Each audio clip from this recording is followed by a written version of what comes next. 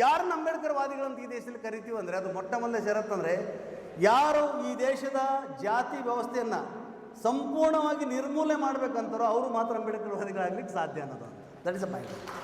ಆ ಹೋರಾಟದಲ್ಲಿ ಸರಾಸರಿ 5,000ದಷ್ಟು ಹೋರಾಟಗಾರರು ಪ್ರಾಣ ಬಲಿದಾನವನ್ನು ಮಾಡ್ತಾರೆ.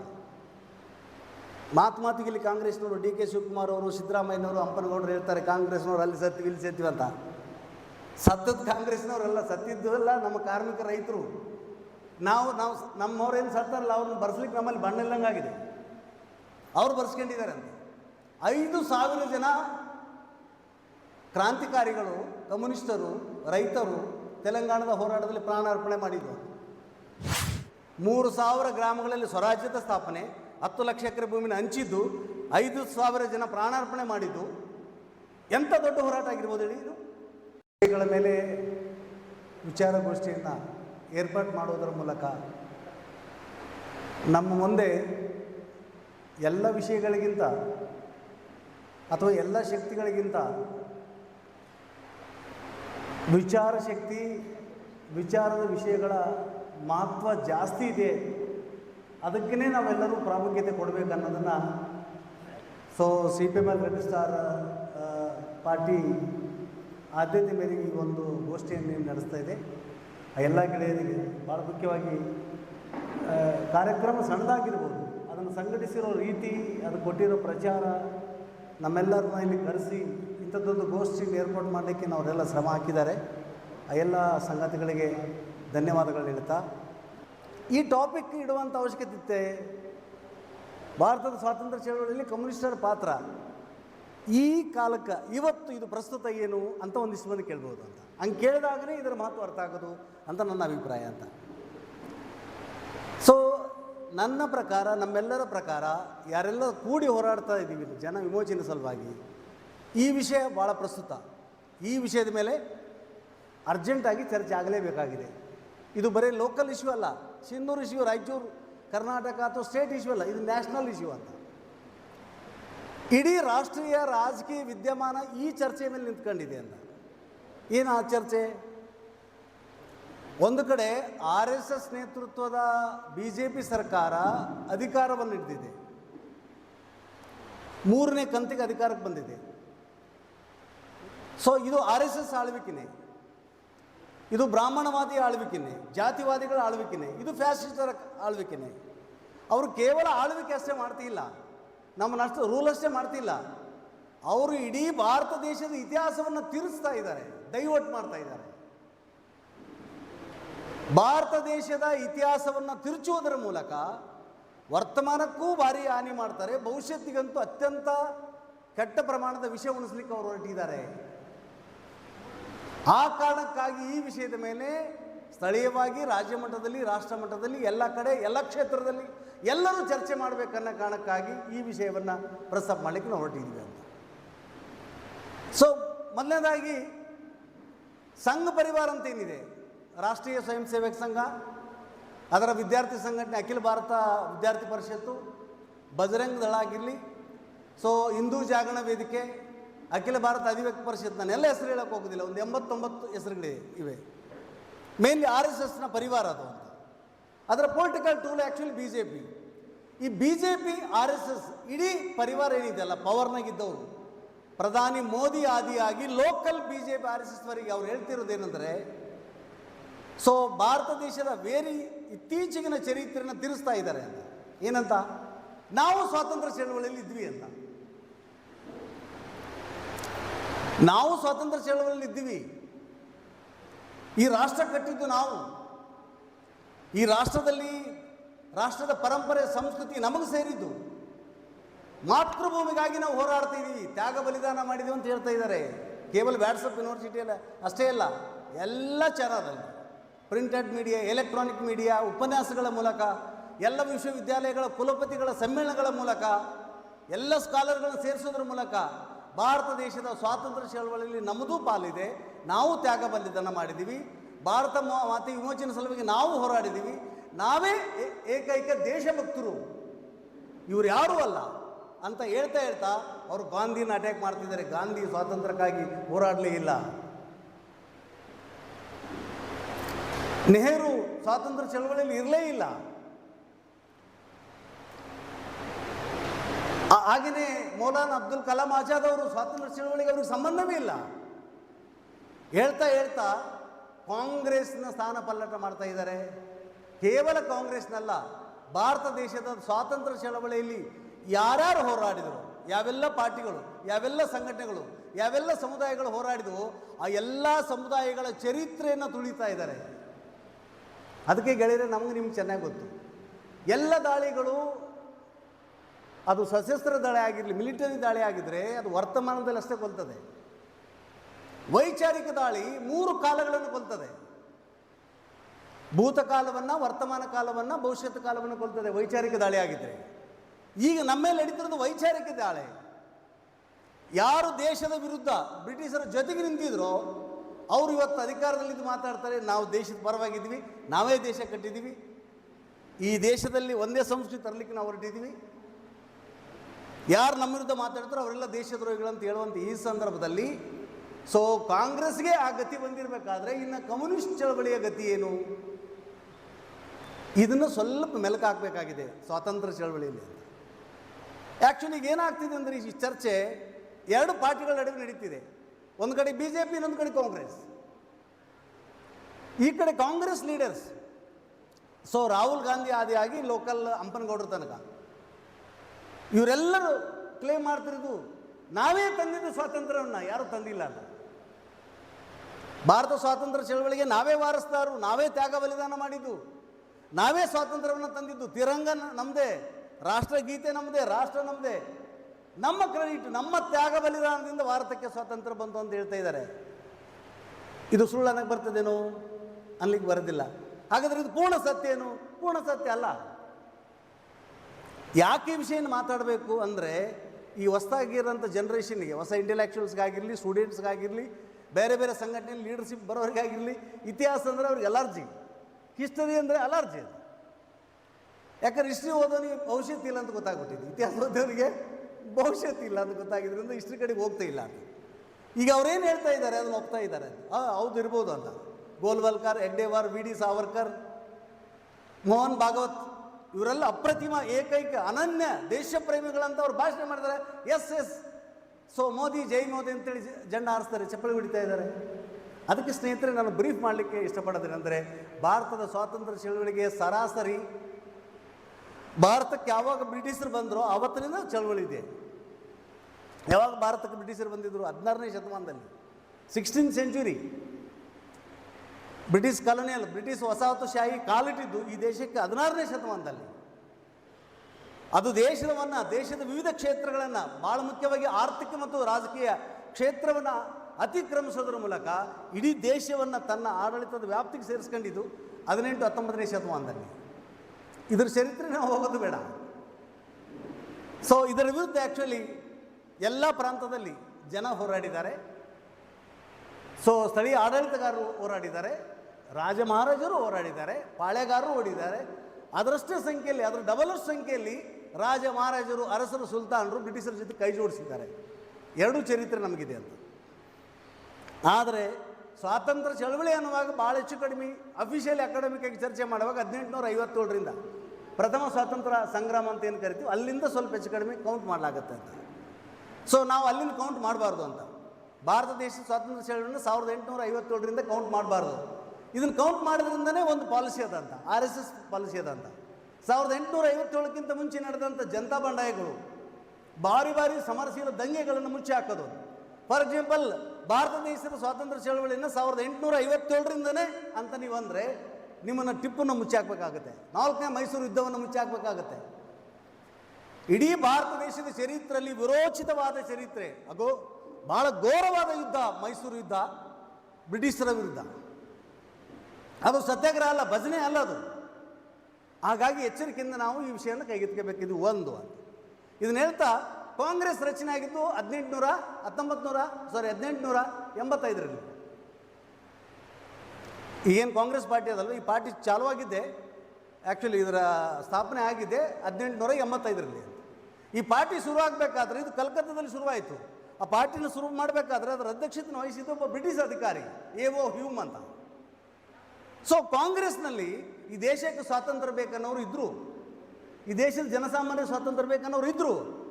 ಅದ್ರ ಜೊತೆಗೆ ಈ ದೇಶ ಅಂದ್ರೆ ಈ ದೇಶದ ಶ್ರೀಮಂತರು, ಈ ದೇಶದ ಆಳರಸರು, ಈ ದೇಶದ ಜಮೀನ್ದಾರರು, ಈ ದೇಶದ ವ್ಯಾಪಾರಸ್ಥರು, ಅವ್ರಿಗೆ ಸ್ವಾತಂತ್ರ್ಯ ಬಂದರೆ ಈ ದೇಶಕ್ಕೆ ಸ್ವಾತಂತ್ರ್ಯ ಬರ್ತದೆ ಅನ್ನೋರು ಇದ್ದರು ಅಂತ. ಒಂದು ಕಾಂಗ್ರೆಸ್ಸು ಎರಡು ಕ್ಯಾರೆಕ್ಟರ್ ಇತ್ತು. ಇದು ಅವ್ರ ಬಗ್ಗೆ ನಮಗೆ ಒಂದಿಷ್ಟು ಮಾಹಿತಿ ಇರಲಿ ಅಂತ. ಆ್ಯಕ್ಚುಲಿ 1910 ನಂತರ ಗಾಂಧಿ ಬಂದದ್ದು ನೋಡ್ತೀವಿ ನಾವು. ಗಾಂಧಿ ಯುಗ ಎಷ್ಟು 15 ನಂತರ ಅಲ್ವಾ? ಓ, ಇದು ಟಾಪಿಕ್ ದೂರ ಹೇಳ್ಕೊಂಡು ಕಾಣಿಸ್ತದೆ. ಸೊ ಗಾಂಧಿ ಯುಗ ಅಥವಾ ಗಾಂಧಿ ನಾಯಕತ್ವ ಅನ್ನೋದು ಕಾಂಗ್ರೆಸ್ಗೆ 1915 ನಂತರ ಅನ್ನೋದನ್ನು ಕೂಡ ನಾವು ನೆನ್ಪಿಟ್ಕೊಳ್ತೀವಿ. ಸೊ ಒಂದು ಹೇಳಕ್ಕೆ ಬಯಸ್ತೀನಿ, ಭಾರತ ಸ್ವಾತಂತ್ರ್ಯ ಚಳವಳಿ ನಡೆಯೋ ಸಂದರ್ಭದಲ್ಲಿ ಎಷ್ಟು ಪಾರ್ಟಿಗಳಿದ್ದವು, ಅವುಗಳ ಕೆಲಸ ಏನಾಗಿತ್ತು ಅಂತ ಹೇಳುವಾಗ ಕಾಂಗ್ರೆಸ್ 1885ರಲ್ಲಿ ರಚನೆ ಆಯಿತು ಅನ್ನೋದು ಒಂದು. 1885ರಲ್ಲಿ ಕಮ್ಯುನಿಸ್ಟ್ ಪಾರ್ಟಿ ಇದ್ದಿಲ್ಲ, ಆದರೆ ಮಾರ್ಕ್ಸ್ವಾದಿಗಳಿದ್ರು ಅಂತ. ಸೊ ಆ್ಯಕ್ಚುಲಿ ಆಮೇಲೆ ವೆರಿ ಇಂಪಾರ್ಟೆಂಟ್ ಅಂದರೆ 1920-21ರಲ್ಲಿ ಕಮ್ಯುನಿಸ್ಟ್ ಪಾರ್ಟಿ ಕಟ್ಟೋ ಕೆಲಸ ಶುರುವಾಯಿತು. ಅದು ಸ್ಥಾಪನೆ ಅಂತ ಹೇಳೋದು ನಾವು 1925ರಲ್ಲಿ. ಅದಕ್ಕೆ ನಮ್ಮ ನಡುವೆ ಕಮ್ಯುನಿಸ್ಟ್ ಪಾರ್ಟಿಗಳ ನಡುವೆ ಒಂದು ಸಣ್ಣ ಡಿಸ್ಪ್ಯೂಟ್ ಅದ. ಅದು ನಾವೇನು ಬೆಳೆಸೋರಲ್ಲ. ಈಗ ನಾವು 5 ವರ್ಷದಿಂದ ಆ್ಯಕ್ಚುಲಿ ಶತ ಜಯಂತಿಯನ್ನು ಮಾಡಿದ್ವಿ ML ಸೆಕ್ಷನ್ದವರು. ಸೊ CPM ನನಗೆ ಅಫಿಷಿಯಲಿ ಗೊತ್ತಿಲ್ಲ. CPI ಪಾರ್ಟಿಯ ಕರೆ ಏನಂದರೆ ಈ ವರ್ಷ ಶತ ಜಯಂತಿಯನ್ನು ಮಾಡಿದ್ದು ಅಂತ. ಅಂದರೆ 1920-21ರಲ್ಲಿ ಕಮ್ಯುನಿಸ್ಟ್ ಪಾರ್ಟಿನ ನಿರ್ಮಾಣ ಮಾಡಲಿಕ್ಕೆ ಸನ್ನದ್ಧತೆ ನಡೀತು ಅಂತ. ಆ್ಯಕ್ಚುಲಿ ಕಾಮ್ರೇಡ್ MN ರಾಯ್, ಆಮೇಲೆ mainly SM Shafi, Bharat communist ಪಕ್ಷ ತಾಸ್ಕೆಂಡ್ರಾಗ ಏನು ಫಾರ್ಮೇಷನ್ ಆಗುತ್ತೆ, ತಾಸ್ಕೆಂಡ್ರಾಗ ಫಾರ್ಮೇಷನ್ ಆದಂಥ CPI party general secretary Shafi ಅವರು. ಆ್ಯಕ್ಚುಲಿ ಈ ದೇಶದಲ್ಲಿ ಇವತ್ತು ಮೈನಾರಿಟಿಗಳ ಸ್ಥಿತಿಗತಿಯನ್ನು ನೋಡಿದರೆ, ಈ ದೇಶದಲ್ಲಿ ಕಮ್ಯುನಿಸ್ಟ್ ಪಾರ್ಟಿನ ಆರಂಭ ಮಾಡಿದ ಲೀಡರ್ಗಳ ಲೆಕ್ಕಕ್ಕೆ ಹಾಕಿದರೆ ಇದರ ಮಾತು ನಮ್ಗೆ ಅರ್ಥ ಆಗುತ್ತೆ ಅಂತ. ಒಂದೊಂದು ಜೊತೆಗೆ ಬಾಬಾ ಸಾಹೇಬ್ ಅಂಬೇಡ್ಕರ್ ಅವರು ಮನುಸ್ಮೃತಿನ ಸುಟ್ಟಿದ್ದು ಯಾವಾಗ? 1927ರಲ್ಲಿ. ಒಟ್ಟೊಟ್ಟಿಗೆ ಈ ಎಲ್ಲ ಘಟನಾವಳಿಗಳನ್ನು, ಹೋರಾಟಗಳನ್ನು ನೋಡ್ತಾ ಹೋಗ್ಬೇಕು ನಾವು ಅಂತ. ಅಂದರೆ ಅಧಿಕೃತವಾಗಿ ಭಾರತ ಕಮ್ಯುನಿಸ್ಟ್ ಪಕ್ಷ CPI ಕಮ್ಯುನಿಸ್ಟ್ ಪಾರ್ಟಿ 1925ರಿಂದನೇ, ಅಂದರೆ ಮೊದಲೇ ಕಾಂಗ್ರೆಸ್ನಿಂದನೇ ಅಂತ ನಾವು ಲೆಕ್ಕ ಹಾಕಿದ ಮೇಲೆ ಕೂಡ ಅವಾಗ ಇದ್ದಿದ್ದು 3 ಪಾರ್ಟಿಗಳು ನಮಗೆ ಜಾಸ್ತಿ ಕಾಣೋದು. ಒಂದು ಕಾಂಗ್ರೆಸ್ ಪಾರ್ಟಿ, ಎರಡನೇದು ಕಮ್ಯುನಿಸ್ಟ್ ಪಾರ್ಟಿ, ಮೂರನೇದು ಮುಸ್ಲಿಂ ಲೀಗ್. ಈ 3 ಮೇನ್ ಸುಮಾರು ಪಾರ್ಟಿಗಳು ಅಲ್ಲಿ ತದನಂತರ ಆರಂಭದ ನೋಡ್ತೀವಿ. ಆದರೆ ಮುಖ್ಯ ವಾಹಿನಿಯಲ್ಲಿ 3 ಪಾರ್ಟಿ ಇರೋದನ್ನು ನಾವು ನೋಡ್ತೀವಿ ಅಂತ. ಸೊ ಹಾಗಾದರೆ ಡಾಕ್ಟರ್ ಬಾಬಾ ಸಾಹೇಬ್ ಅಂಬೇಡ್ಕರ್ ಅವ್ರ ಪಾರ್ಟಿ, ಹಿಂದುಳಿದ ವರ್ಗದ ಪಾರ್ಟಿಗಳು, ದಲಿತ ಪಾರ್ಟಿಗಳು, ಇದರ ಬಗ್ಗೆ ಚರ್ಚೆನೇ ಆಗೋದಿಲ್ಲ. ಇವತ್ತು ನೋಡಿ, ಇವತ್ತು ಹೆಂಗೆ ಚರ್ಚೆ ಆಗುತ್ತೆ ಅಂದರೆ, ಇಲ್ಲ BJP ಇಲ್ಲ ಕಾಂಗ್ರೆಸ್, ಇಲ್ಲ ಕಾಂಗ್ರೆಸ್ ಇಲ್ಲ BJP ಅಂತ. ಇತಿಹಾಸಕ್ಕೆ ಹೋದಾಗ ಅಥವಾ ಇವತ್ತು ಕಮ್ಯುನಿಸ್ಟ್ ಪಾರ್ಟಿಗಳು, ಕಮ್ಯುನಿಸ್ಟ್ ವಿಂಗ್ಗಳು, ಟ್ರೇಡ್ ಯೂನಿಯನ್, ರೈತ ಸಂಘಟನೆಗಳು, ದಲಿತ ಸಂಘಟನೆಗಳು, ಹೋರಾಟಗಳಿವೆ. ಹೋರಾಟಕ್ಕೆ ನೇತೃತ್ವ ಕೊಡ್ತಿರೋದೆಲ್ಲ ಕಮ್ಯುನಿಸ್ಟರು ಸಾಕಷ್ಟು ಸಂಖ್ಯೆಯಲ್ಲಿ ಅಂತ. ಬಟ್ ಅದನ್ನು ಕೋಟ್ ಮಾಡೋಕ್ಕಾಗ್ತಿಲ್ಲ, ಅದನ್ನು ಚರ್ಚೆ ಮಾಡಲಿಕ್ಕೆ ತಯಾರಿಲ್ಲ ಅಂತ. ಹೀಗಾಗಿ ಸೊ ನಾವು ಒಂದನ್ನು ಹೇಳಲಿಕ್ಕೆ ನಾನು ಇಷ್ಟಪಡೋದೇನೆಂದರೆ, ಭಾರತ ಕಮ್ಯುನಿಸ್ಟ್ ಪಕ್ಷವನ್ನು ಅವಿಭಜಿತ communist party, undivided communist party ಅಂತ ಕರಿತೀವಿ ನಾವು. ಅವಾಗ ಇನ್ನೊಂದು ಕಮ್ಯುನಿಸ್ಟ್ ಗುಂಪು ಇರಲಿಲ್ಲ ಈ ದೇಶದಲ್ಲಿ. ಆ್ಯಕ್ಚುಲಿ CPM ಆಗಿದ್ದು 1964ರಲ್ಲಿ, ಅಂದರೆ ಸ್ವಾತಂತ್ರ್ಯ ಅಧಿಕಾರ ಹಸ್ತಾಂತರ ಆದ ನಂತರ ಆ್ಯಕ್ಚುಲಿ ಮೊಟ್ಟ ಮೊದಲ ಬಾರಿಗೆ ಭಾರತ ಕಮ್ಯುನಿಸ್ಟ್ ಪಕ್ಷ ವಿಭಜನೆ ಆಗುತ್ತೆ 1964ರಲ್ಲಿ. ಆಮೇಲೆ ಆ ಪಾರ್ಟಿ ಮತ್ತೆ ವಿಭಜನೆ ಗುರಿ ಆಗುತ್ತೆ 1967ರಲ್ಲಿ, 69ರಲ್ಲಿ CPML ಫಾರ್ಮೇಷನ್ ಆಗಿದ್ದು ಅಂತ. ನಾನು ಕಮ್ಯುನಿಸ್ಟ್ ಪಾರ್ಟಿ ಇತಿಹಾಸಕ್ಕೂ ಹೋಗೋದಿಲ್ಲ ಇಲ್ಲಿ ಅಂತ. ಸೊ ಇಲ್ಲಿ ಬರಬೇಕಾಗಿದ್ದೇನೆಂದರೆ, ಮುಸ್ಲಿಂ ಲೀಗ್ ಕೇಳ್ತಿರೋ ಸ್ವಾತಂತ್ರ್ಯ ಯಾವುದು, ಕಮ್ಯುನಿಸ್ಟ್ ಪಾರ್ಟಿ ಕೇಳ್ತಿರೋ ಸ್ವಾತಂತ್ರ್ಯ ಯಾವುದು, ಕಾಂಗ್ರೆಸ್ ಪಾರ್ಟಿ ಕೇಳ್ತಿರೋ ಸ್ವಾತಂತ್ರ್ಯದ ಪರಿಕಲ್ಪನೆಯನ್ನು, ಇದ್ರ ಮೇಲೆ ಪಾಯಿಂಟು ಅಂತ ಅನ್ಕೊಂಡಿದ್ದೀನಿ. ಆ ಟೈಮ್ನಲ್ಲಿ BJP ಅಂತ ಇರಲಿಲ್ಲ, ಆ್ಯಸ್ ಎ ಪಾರ್ಟಿ ಆಗಿರಲಿಲ್ಲ. ಬಟ್ RSS ಇತ್ತು, ಆರ್ಯ ಸಮಾಜ ಇತ್ತು, RSS ಮತ್ತು ಆರ್ಯ ಸಮಾಜ ಇತ್ತು. ಆದರೆ ಸ್ವಾತಂತ್ರ್ಯ ಚಳವಳಿಯಲ್ಲಿ ಅಲ್ಲ, ಅದು ಎಲ್ಲ ಒಂದು ಇರುವಿಂದ ಕತ್ತಿಯಿಂದ ಎಲ್ಲರಿಗೂ ಗೊತ್ತಿದೆ ಬ್ರಿಟಿಷರ ಜೊತೆಗಿತ್ತು ಅಂತ. ಆದರೆ ಈ 3 ಮುಖ್ಯ ಪಾರ್ಟಿಗಳ ಪೈಕಿ ಕಾಂಗ್ರೆಸ್ ಕೇಳಿದ ಸ್ವಾತಂತ್ರ್ಯ, ನಮ್ಮ ದೇಶವನ್ನು ನಾವು ಆಳಬಹುದು, ನಮ್ಮ ದೇಶವನ್ನು ನಾವು ಆಳ್ಕೊಳ್ತೀವಿ ಅಂದರೆ, ಇದುವರೆಗೇನು ಆಳ್ತಾ ಬಂದಿದ್ದೀವಿ ನಾವು, ಅವರೆಲ್ಲರನ್ನ ಒಳಗೊಂಡು ನಮ್ಮನ್ನು ನಾವು ಆಳ್ಕೊಳ್ಳುವಂಥ ಒಂದು ಸ್ವರಾಜ್ಯ ವ್ಯವಸ್ಥೆಯನ್ನು ನಾವು ಮಾಡ್ಕೊಳ್ತೀವಿ, ಅಧಿಕಾರವನ್ನು ನಾವು ಕೊಡ್ರಿ ಅಂತ. ಇದು ಕಾಂಗ್ರೆಸ್ಸಿನ ಸ್ವಾತಂತ್ರ್ಯದ ಪರಿಕಲ್ಪನೆ. ಆದರೆ ಮುಸ್ಲಿಂ ಲೀಗಿನ ಸ್ವಾತಂತ್ರ್ಯದ ಪರಿಕಲ್ಪನೆ ಏನಂದರೆ, ಹೌದು ಭಾರತಕ್ಕೆ ಸ್ವಾತಂತ್ರ್ಯ ಬೇಕು, ಆಮೇಲೆ ಸ್ವಾತಂತ್ರ್ಯ ಕೊಡುವಾಗ ತೆಗೆದುಕೊಳ್ಳುವಾಗ ಒಂದು ದೇಶ ಅಥವಾ ಒಂದು ದೇಶಕ್ಕೆ ಸ್ವಾತಂತ್ರ್ಯ ಅಂತ ನಾವು ಒಪ್ಪೋದಿಲ್ಲ. ಇಲ್ಲಿ ಎರಡು ದೇಶಗಳಿವೆ. ಹಿಂದೂಗಳ ದೇಶ ಅಂತ ಹೇಳ್ತಾ ಇದ್ದಾರೆ, ನಾವು ಮುಸಲ್ಮಾನರು ಇದ್ದೀವಿ, ನಮ್ಮ ಐಡೆಂಟಿಟಿ ನಮ್ಮ ಅಸ್ಮಿತೆ ಅವಶ್ಯಕತೆ ಇದೆ. ಅದಕ್ಕೆ ಇಲ್ಲಿ ದ್ವಿರಾಷ್ಟ್ರ ಅಂದರೆ ಎರಡು ರಾಷ್ಟ್ರಗಳ ಬೇಡಿಕೆ ಇರೋದ್ರಿಂದ ಸೊ ಸ್ವಾತಂತ್ರ್ಯವನ್ನು ಹಿಂದೂಗಳಿಗೂ ಮತ್ತು ಮುಸಲ್ಮಾನರಿಗೂ ಕೊಡುವಂತಾಗಬೇಕು, ಪ್ರತ್ಯೇಕವಾದ ಮುಸ್ಲಿಂ ರಾಷ್ಟ್ರ ಬೇಕನ್ನುವಂಥ ಕೂಗು ಮುಸ್ಲಿಂ ಲೀಗ್ನಲ್ಲಿ ಕೇಳಿಬರ್ತದೆ. ಅದೇ ಟೈಮ್ನಲ್ಲಿ ಡಾಕ್ಟರ್ ಬಾಬಾ ಸಾಹೇಬ್ ಅಂಬೇಡ್ಕರ್ ಅವರು ಮೇನ್ ಸ್ಟ್ರೀಮ್ ಪೊಲಿಟಿಕ್ಸ್ನಲ್ಲಿನೇ ಅವರು 2-3 ದುಂಡು ಮೇಜಿನ ಪರಿಷತ್ತಿಗೆ ಹೋಗ್ತಾರೆ, ಅವರು ಹೋರಾಟವನ್ನು ಏನು ಶುರು ಮಾಡ್ತಾರೆ. ಸೊ ಅವರು ಓಪನ್ ಆಗಿ ಹೇಳ್ತಾರೆ, ಅವರು ಸ್ವಾತಂತ್ರ್ಯದ ಪರಿಕಲ್ಪನೆ ಏನಂದರೆ, ಈ ದೇಶದ ಸ್ವಾತಂತ್ರ್ಯದ ಹೆಸರಲ್ಲಿ ಬ್ರಾಹ್ಮಣರಿಗೆ, ಬನಿಯ ಮತ್ತು ಮಾರ್ವಾಡಿಗಳಿಗೆ ಸ್ವಾತಂತ್ರ್ಯ ಬಂದರೆ ಅದು ಭಾರತದ ಸ್ವಾತಂತ್ರ್ಯ ಆಗೋದಿಲ್ಲ. ಭಾರತದ ಸ್ವಾತಂತ್ರ್ಯ ಅಂದರೆ ಬ್ರಾಹ್ಮಣರ ಸ್ವಾತಂತ್ರ್ಯ ಅಲ್ಲ, ಭಾರತದ ಸ್ವಾತಂತ್ರ್ಯ ಅಂದರೆ ಬನಿಯಾಗಳ ಸ್ವಾತಂತ್ರ್ಯ ಅಲ್ಲ, ಭಾರತದ ಸ್ವಾತಂತ್ರ್ಯ ಅಂದರೆ ಮಾರ್ವಾಡಿಗಳ ಸ್ವಾತಂತ್ರ್ಯ ಅಲ್ಲ. ಭಾರತದ ಸ್ವಾತಂತ್ರ್ಯ ಅಂದರೆ ದಮನಿತ ಜನಗಳ, ಡಿಪ್ರೆಸ್ಡ್ ಕಮ್ಯುನಿಟಿ, ನಿಮ್ನ ವರ್ಗಗಳ, ದಮನಿತ ವರ್ಗಗಳ ಜನರ ಸ್ವಾತಂತ್ರ್ಯ ಅನ್ನೋದು ಅಂಬೇಡ್ಕರ್ ಅವರ ಸೊ ಅವಗಾನೆ. ಅದೇ ಟೈಮ್ನಾಗ ಭಾರತ ಕಮ್ಯುನಿಸ್ಟ್ ಪಾರ್ಟಿಯ ಸ್ವಾತಂತ್ರ್ಯ ಎಂಥದ್ದು, ಭಾರತಕ್ಕೆ ಸ್ವಾತಂತ್ರ್ಯ ಬೇಕು. ಭಾರತ ಅಂದರೆ ಕಾರ್ಮಿಕರಿಗೆ ಸ್ವಾತಂತ್ರ್ಯ ಬೇಕು.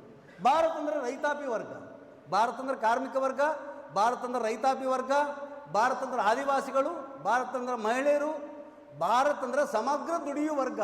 ಭಾರತಕ್ಕೆ ಸ್ವಾತಂತ್ರ್ಯ ಬೇಕು, ಭಾರತ ಅಂದ್ರೆ ಭಾರತ ದೇಶದ ದುಡಿಯುವ ವರ್ಗ. ಇದಕ್ಕೇ ಸಂಪೂರ್ಣ ಸ್ವರಾಜ್ಯ ಅನ್ನೋ ಅರ್ಥ ಕೊಟ್ಟು ಆ್ಯಕ್ಚುಲಿ ಕಮ್ಯುನಿಸ್ಟರು ಅಜೆಂಡಾವನ್ನು ಮುಂದಿಡೋದನ್ನು ನೋಡ್ತೀವಿ. ಸೊ ನಡೆಯುವಾಗ ನಾವು ಮುಖ್ಯವಾದ ಹೋರಾಟಗಳನ್ನ ಹೆಸರಿಸಬೇಕು, ನೆನಪಿಟ್ಕೊಳ್ಬೇಕಾಗಿದ್ದು, ಈ ದೇಶದ ಎಲ್ಲ ದಂಗೆಗಳಲ್ಲಿ, ಎಲ್ಲ ಹೋರಾಟಗಳಲ್ಲಿ, ಎಲ್ಲ ಚಳವಳಿಗಳಲ್ಲಿ ಕಮ್ಯುನಿಸ್ಟರು ಪ್ರತ್ಯಕ್ಷವಾಗಿ, ಪರೋಕ್ಷವಾಗಿ ಅಥವಾ ಅವರೇ ನೇತೃತ್ವ ಕೊಟ್ಟು ಹೋರಾಟಕ್ಕೆ ನೋಡ್ತೀವಿ. ಬಹಳ ಮುಖ್ಯವಾದ ಹೋರಾಟಗಳು ಮುಂಬೈ ಪ್ರಾಂತದ ಗಿರಣಿ ಕಾರ್ಮಿಕರ ದಂಗೆಗಳು, ಬ್ರಿಟಿಷರ ವಿರುದ್ಧ ಗಿರಣಿ ಕಾರ್ಮಿಕರ ದಂಗೆಗಳನ್ನು ಸಂಘಟಿಸಿದ್ದು, ಯೂನಿಯನ್ಗಳು ಆರ್ಗನೈಸ್ ಮಾಡಿದ್ದು, ದಂಗೆಗಳನ್ನು ಸಂಘಟಿಸಿದ್ದು, ನೇತೃತ್ವ ವಹಿಸಿದ್ದು ಕಮ್ಯುನಿಸ್ಟರು. ಆಮೇಲೆ 1930 ತನಕ ಡಾಕ್ಟರ್ ಬಾಬಾ ಸಾಹೇಬ್ ಅಂಬೇಡ್ಕರ್ ಮತ್ತು CPI ಪಾರ್ಟಿ ಒಟ್ಟಿಗೆ ಕೆಲಸ ಮಾಡಿದ್ದು, ವೆರಿ ಇಂಪಾರ್ಟೆಂಟ್. 1930 ತನಕ ಡಾಕ್ಟರ್ ಬಾಬಾ ಸಾಹೇಬ್ ಅಂಬೇಡ್ಕರ್, ಯಾಕಂದ್ರೆ ಅವರು ಯೂನಿಯನ್ ಫಾರ್ಮ್ ಮಾಡ್ತಾರೆ, ಅವರು ಕಾರ್ಮಿಕ ನ್ಯಾಯ ಮತ್ತು ದಲಿತರ ವಿಮೋಚನೆ, ಅಸ್ಪೃಶ್ಯತೆ ವಿರುದ್ಧದ ಹೋರಾಟ, ಜಾತಿ ವಿನಾಶ, ಈ ಎಲ್ಲ ವಿಷಯಗಳು ತಗೊಂಡವರು ಹೋರಾಡ್ತಿರ್ಬೇಕಾದ್ರೆ 1930ರವರೆಗೆ ಭಾರತ ಕಮ್ಯುನಿಸ್ಟ್ ಪಕ್ಷ ಅಂದರೆ ಭಾರತದ ಕಮ್ಯುನಿಸ್ಟ್ ಚಳವಳಿ, ಭಾರತದ ದಲಿತ ಚಳವಳಿ ಒಟ್ಟಿಗೆ ಇರ್ತವೆ. ಅದಕ್ಕೊಂದು ಡಾಕ್ಯುಮೆಂಟನ್ನು ಕ್ರಿಯೇಟ್ ಮಾಡ್ತಾರೆ. ಆ ಡಾಕ್ಯುಮೆಂಟ್ನ ಹೆಸರು ಡ್ರಾಫ್ಟ್ ಪ್ಲಾಟ್ಫಾರ್ಮ್ ಫಾರ್ ಆ್ಯಕ್ಷನ್ ಅಂತ. ಡ್ರಾಫ್ಟ್ ಪ್ಲಾಟ್ಫಾರ್ಮ್ ಫಾರ್ ಆ್ಯಕ್ಷನ್ ಅನ್ನೋ ರೆಸೊಲ್ಯೂಷನ್ ಮಾಡ್ಕೊಂಡು, ಸೊ ಆ ರೆಸೊಲ್ಯೂಷನ್ ಆಧಾರದ ಮೇಲೆ ಡಾಕ್ಟರ್ ಬಾಬಾ ಸಾಹೇಬ್ ಅಂಬೇಡ್ಕರ್ ಮತ್ತು ಭಾರತ ದೇಶದ ಕಮ್ಯುನಿಸ್ಟರ ಹೋರಾಟವನ್ನು ನಾವು ನೋಡ್ಬೋದಾಗಿದೆ ಅಂತ. ತದನಂತರ ಆ್ಯಕ್ಚುಲಿ ಭಾಳ ಮುಖ್ಯವಾದ ಕಾರಣಗಳಿಗಾಗಿ ಅಲ್ಲಿ ಒಡಕುಂಟಾದದ್ದು ನೋಡಬೇಕಾಗಿದೆ. ನಾನು ಆನಂತರ ಒಂದು 5-10 ನಿಮಿಷ ಆದಮೇಲೆ ಆ ವಿಷಯಕ್ಕೆ ಬರ್ತೀನಿ ಅಂತ. ಸೊ ಯಾಕಂದರೆ ನನಗೆ ಸಮಸ್ಯೆ ಇರೋದು, ನಾನು ಮಾತಾಡ್ಲಿಕ್ಕೆ ಬಂದಿದ್ದು ಎರಡನೇ ವಿಷಯ. ಮೊದಲನೇದನ್ನು ಸ್ವಲ್ಪ ಆದ್ರೆ ಹೇಳಿದ್ರೆ ಎರಡನೇ ವಿಷಯಕ್ಕೆ ಹೋಗೋದ್ರಾಗ ಅರ್ಥ ಇಲ್ಲ ಅಂತ ನನಗೆ ಅನ್ಸೋದ್ರಿಂದ ಸ್ವಲ್ಪ ಆದ್ರೂ ಮಾತಾಡಬೇಕಾಗಿದೆ ಅಂತ. ಬಂಧುಗಳೇ, ಈ ದೇಶದ ಸ್ವಾತಂತ್ರ್ಯ ಚಳವಳಿಯಲ್ಲಿ ಭಾಳ ದೊಡ್ಡ ಹೆಸರು, ಭಾಳ ದೊಡ್ಡ ತ್ಯಾಗ ಬಲಿದಾನ ಮತ್ತು ಇಡೀ ಸ್ವಾತಂತ್ರ್ಯ ಸಂಗ್ರಾಮವನ್ನು ಉರಿಗೊಳಿಸಿದಂಥ, ಅದರ ತೇಜಸ್ಸನ್ನು ಜಾಸ್ತಿ ಮಾಡಿದಂಥ, ಅದರ ತೀವ್ರತೆಯನ್ನು ಜಾಸ್ತಿ ಮಾಡಿದ್ದಂದರೆ ಸ್ವಾತಂತ್ರ್ಯ ಚಳವಳಿ ಒಳಗಡೆ ವರ್ಗ ಹೋರಾಟ. ಉದಾಹರಣೆಗೆ ಆ್ಯಕ್ಚುಲಿ 400, 300, 250 ವರ್ಷ ಆಗಿತ್ತು ಸ್ವಾತಂತ್ರ್ಯ ಚಳವಳಿ ನಡೆದು. ಆದರೆ 1920 ನಂತರ ಭಾರತದ ಸ್ವಾತಂತ್ರ್ಯ ಚಳವಳಿ ಸ್ಪೀಡಪ್ ಆದ್ದು ನೋಡ್ತೀವಿ ನಾವು. ಕೇವಲ ಭಾರತಕ್ಕಷ್ಟೇ ಅಲ್ಲ, ನೀವು ಪಕ್ಕದ ಶ್ರೀಲಂಕಾ ಹೋಗಿ, ಸೊ ನೀವು ಪಕ್ಕದ ಏಷ್ಯಾ ಖಂಡದ ಯಾವುದೇ ದೇಶಗಳಿಗೆ ಹೋಗಿ, ಕೇವಲ ಏಷ್ಯಾ ಅಲ್ಲ, ಏಷ್ಯಾ, ಆಫ್ರಿಕಾ, ಲ್ಯಾಟಿನ್ ಅಮೇರಿಕಾ ಅಂತ ಏನು ಕರಿತೀವಿ, ತೃತೀಯ ಜಗತ್ತಿನ ಹಿಂದುಳಿದ ರಾಷ್ಟ್ರಗಳ ಬಹುತೇಕ ಹೆಚ್ಚು ಕಡಿಮೆ ಸಾಮ್ರಾಜ್ಯಶಾಹಿ ಶಕ್ತಿಗಳಡಿದ್ದಂಥ ಬಹುತೇಕ ರಾಷ್ಟ್ರಗಳಲ್ಲಿ ಸ್ವಾತಂತ್ರ್ಯ ಹೋರಾಟ ಸ್ಪೀಡಪ್ ಆಗಿದೆ 1920 ನಂತರ. ಏನು ಕಾರಣ? 1917ರಲ್ಲಿ ರಷ್ಯಾದಲ್ಲಿ ಆದಂಥ ಕಾರ್ಮಿಕ ವರ್ಗದ ನೇತೃತ್ವದಲ್ಲಿ ಆದಂಥ ಮಹಾನ್ ಅಕ್ಟೋಬರ್ ಸಮಾಜವಾದಿ ಕ್ರಾಂತಿಯ ಯಶಸ್ವಿ ಕ್ರಾಂತಿಯ ನಂತರ ಅದು ಇಡೀ ಪ್ರಪಂಚದ ಮೇಲೆ ಹೊಸ ಬೆಳಕನ್ನು ಚೆಲ್ತದೆ. ಸೊ ಮೊದಲ ಬಾರಿಗೆ ದುಡಿಯುವ ವರ್ಗ, ಕಾರ್ಮಿಕ ವರ್ಗ, ಶ್ರಮಜೀವಿ ವರ್ಗ ರಾಜ್ಯಾಧಿಕಾರವನ್ನು ಸ್ವಾಧೀನಪಡಿಸ್ಕೊಂಡು ತನ್ನದೇ ಆದಂಥ ರೈತ ಕಾರ್ಮಿಕರ ರಾಜ್ಯವನ್ನು ಸ್ಥಾಪನೆ ಮಾಡ್ತದೆ. ಇಡೀ ಪ್ರಪಂಚದ ಹೋರಾಟದ ಚರಿತ್ರೆಯಲ್ಲಿ ಇದು ಅತ್ಯಂತ ಪ್ರಮುಖವಾದಂಥ ಸೊ ಅತ್ಯಂತ ಯಶಸ್ವಿಯಾದಂಥ ಪವಾಡ ಸದೃಶವಾದಂಥ ಜಾಗತಿಕ ಮಟ್ಟದಲ್ಲಿ ಜನಾಕರ್ಷಣೆಯನ್ನು ಹೊಂದಿದಂಥ ಹೋರಾಟ ಆಗಿ ಸೋವಿಯತ್ ರಷ್ಯಾದ ಅಕ್ಟೋಬರ್ ರೆವಲ್ಯೂಷನ್ ಆಗ್ತದೆ. ಅದು ಬಹುತೇಕ ರಾಷ್ಟ್ರ ವಿಮೋಚನೆ ಚಳವಳಿಗಳಿಗೂ ಹಾಗೆಯೇ ಆಯಾ ದೇಶದ ವರ್ಗ ಹೋರಾಟಕ್ಕೆ ಒಂದು ದೊಡ್ಡ ಪ್ರೇರಣೆಯನ್ನು ಕೊಡ್ತದೆ. ಈ ಬ್ಯಾಕ್ಗ್ರೌಂಡ್ನಲ್ಲಿ ಕೂಡ ನಾವು ಇಲ್ಲಿ ಭಾರತ ದೇಶದಲ್ಲಿ ಸ್ವಾತಂತ್ರ್ಯ ಚಳವಳಿ ಸ್ಪೀಡಪ್ ಆಗಿದ್ದನ್ನು ನೋಡ್ತೀವಿ, ಡೆವಲಪ್ ಆಗಿದ್ದು ನೋಡ್ತೀವಿ. ತದನಂತರ ಆ್ಯಕ್ಚುಲಿ ನಾವು ಕೆಲವು ಹೋರಾಟಗಳನ್ನು, ಮುಖ್ಯವಾದ ಹೋರಾಟಗಳನ್ನು ಗುರುತಿಸ್ಬೋದು. ಈಗಾಗಲೇ ನಾನು ಮೆನ್ಷನ್ ಮಾಡಿದೆ. ಆ್ಯಕ್ಚುಲಿ ಮುಂಬೈ ಗಿರಣಿ ಕಾರ್ಮಿಕರ ಹೋರಾಟ ಕೇವಲ ಮುಂಬೈ ಗಿರಣಿ ಕಾರ್ಮಿಕರ ಹೋರಾಟ ಅಲ್ಲ. ಗಿರಣಿಗಳಂದರೆ ಆ್ಯಕ್ಚುಲಿ ಹತ್ತಿ ಚಿನ್ನಗಳು, ಸ್ಪಿನ್ನಿಂಗ್, ಜಿನ್ನಿಂಗ್, ಪ್ರೆಸ್ಸಿಂಗ್, ಅದಷ್ಟೇ ಅಲ್ಲ. ಈ ನೌಕಾಪಡೆಗಳ ಹೋರಾಟ, ಅಂಚೆ ಮತ್ತು ತಂತಿ ಕಾರ್ಮಿಕರ ಹೋರಾಟ, ದೇಶ ಮಟ್ಟದ ಹೋರಾಟಗಳನ್ನು ಕೈಗೆತ್ತಿಕೊಂಡು ನೋಡ್ತೀವಿ ಅಂತ. ಒಂದು ಕಡೆಗೆ ಕಾರ್ಮಿಕ ವರ್ಗ, ಮತ್ತೊಂದು ಕಡೆಗೆ ಬಹು ವಿರೋಚಿತವಾದಂಥ ಆದಂಥ ವಿಶಾಲವಾದಂಥ ರೈತಾಪಿ ವರ್ಗದ ಹೋರಾಟಗಳಲ್ಲಿ ಅತಿ ದೊಡ್ಡ ಹೋರಾಟ ಆ್ಯಕ್ಚುಲಿ ತೆಲಂಗಾಣದ ರೈತಾಪಿ ವರ್ಗದ ಸಶಸ್ತ್ರ ದಂಗೆ 1946ರಿಂದ 1951ರವರೆಗೆ ಅಂತ. ಇದು ಭಾಳ ದೊಡ್ಡ ಹೋರಾಟ. ಇದರ ಬಗ್ಗೆ ನಮ್ಮ ಯುವ ಸ್ನೇಹಿತರು ಅಭ್ಯಾಸ ಮಾಡಲೇಬೇಕಾಗಿದೆ. ಇದು ಸ್ವಾತಂತ್ರ್ಯ ಚಳವಳಿನೇ, ನಿಜವಾದ ಸ್ವಾತಂತ್ರ್ಯ ಚಳವಳಿನೇ ಅದು. ತೆಲಂಗಾಣ ಹೋರಾಟ ಅಂದರೆ ಪ್ರತ್ಯೇಕ ಸ್ವಾತಂತ್ರ್ಯ ಚಳವಳಿಗೆ ಅದಕ್ಕೂ ಸಂಬಂಧ ಇಲ್ಲಂಗೆ ಮಾತಾಡ್ತಾರಿಲ್ಲ. ಭಾರತ ದೇಶದ ಸ್ವಾತಂತ್ರ್ಯ ಚಳವಳಿಯಲ್ಲಿ ಅತಿ ದೊಡ್ಡ ತಿರುವು ಬಿಂದು ಅಂದರೆ ತೆಲಂಗಾಣ ರೈತರ ಸಶಸ್ತ್ರ ಹೋರಾಟ. ಆ ಹೋರಾಟದಲ್ಲಿ ಭಾಗವಹಿಸಿದ್ದು ಲಕ್ಷ ಜನ ರೈತರು ಅನ್ನೋದನ್ನು ನಾವು ನೆನಪಿಟ್ಕೊಳ್ಬೇಕು. ಆ ಹೋರಾಟದ ನೇತೃತ್ವ ವಹಿಸಿದವರು ಕೃಷಿ ಕಾರ್ಮಿಕರು, ಭೂಮಿ ಇಲ್ಲದಂಥ ಬಡ ರೈತರು. ಒಟ್ಟಾರೆ ಆ ಹೋರಾಟದಲ್ಲಿ ಇಟ್ಟಂಥ ಮುಖ್ಯ ಯೋಚನೆಗಳೇನೆಂದರೆ, ಬ್ರಿಟಿಷರು ಈ ದೇಶದಿಂದ ತೊಲಗಬೇಕು, ಎಲ್ಲ ಹಳ್ಳಿಗಳು ಭೂಮಾಲಕರಿಂದ ಮುಕ್ತ ಆಗಬೇಕು. ಬ್ರಿಟಿಷರು ಭಾರತದಿಂದ ತೊಲಗಬೇಕು, ಎಲ್ಲ ಹಳ್ಳಿಗಳು ಭೂಮಾಲಕರಿಂದ ಮುಕ್ತ ಆಗಬೇಕು. ಇಂಥ ಸ್ವಾತಂತ್ರ್ಯ ಬೇಕು, ಇದೇ ನಿಜವಾದ ಸ್ವಾತಂತ್ರ್ಯ ಅಂತೇಳಿ ನೈಜಾಮ ಮತ್ತು ತೆಲಂಗಾಣ ಪ್ರಾಂತದ, ಈಗ ನಮ್ಮ ಪ್ರದೇಶ ಕೂಡ ತೆಲಂಗಾಣನ ಆಗಿತ್ತು ಅವಾಗ ಅಂತ. ಜಮೀನ್ದಾರಿ ವರ್ಗದ ವಿರುದ್ಧ, ನೈಜಾಮನ ವಿರುದ್ಧ, ಬ್ರಿಟಿಷರ ವಿರುದ್ಧ ಏಕಕಾಲದಲ್ಲಿ ಶಾಂತಿಯುತ ಹೋರಾಟವನ್ನೇ ಶುರು ಮಾಡ್ತಾರೆ. ಆದರೆ ಶಾಂತಿಯುತ ಹೋರಾಟಗಾರರ ಮೇಲೆ ಮಿಲಿಟರಿ ದಾಳಿ ಮಾಡಿದರು, ರಜಾಕರ್ ದಾಳಿ ಮಾಡೋದ್ರ ಮೂಲಕ ಹೋರಾಟ ಹಿಂಸಾತ್ಮಕ ರೂಪ ತಾಳ್ತದೆ. ಆ ಹೋರಾಟದಲ್ಲಿ ಸರಾಸರಿ 5,000ದಷ್ಟು ಹೋರಾಟಗಾರರು ಪ್ರಾಣ ಬಲಿದಾನವನ್ನು ಮಾಡ್ತಾರೆ. ಮಾತಿಗೆ ಇಲ್ಲಿ ಕಾಂಗ್ರೆಸ್ನವರು ಡಿ ಕೆ ಶಿವಕುಮಾರ್ ಅವರು, ಸಿದ್ದರಾಮಯ್ಯನವರು, ಹಂಪನಗೌಡರು ಹೇಳ್ತಾರೆ ಕಾಂಗ್ರೆಸ್ನವರು ಅಲ್ಲಿ ಸತ್ತೀವಿ ಇಲ್ಲಿ ಸತ್ತೀವಿ ಅಂತ. ಸತ್ತದ ಕಾಂಗ್ರೆಸ್ನವರೆಲ್ಲ, ಸತ್ತಿದ್ದು ಎಲ್ಲ ನಮ್ಮ ಕಾರ್ಮಿಕ ರೈತರು. ನಾವು ನಮ್ಮವ್ರೇನು ಸತ್ತಾರಲ್ಲ ಅವ್ರನ್ನ ಬರ್ಸ್ಲಿಕ್ಕೆ ನಮ್ಮಲ್ಲಿ ಬಣ್ಣ ಇಲ್ಲಂಗಾಗಿದೆ. ಅವ್ರು ಬರ್ಸ್ಕೊಂಡಿದ್ದಾರೆ ಅಂತ.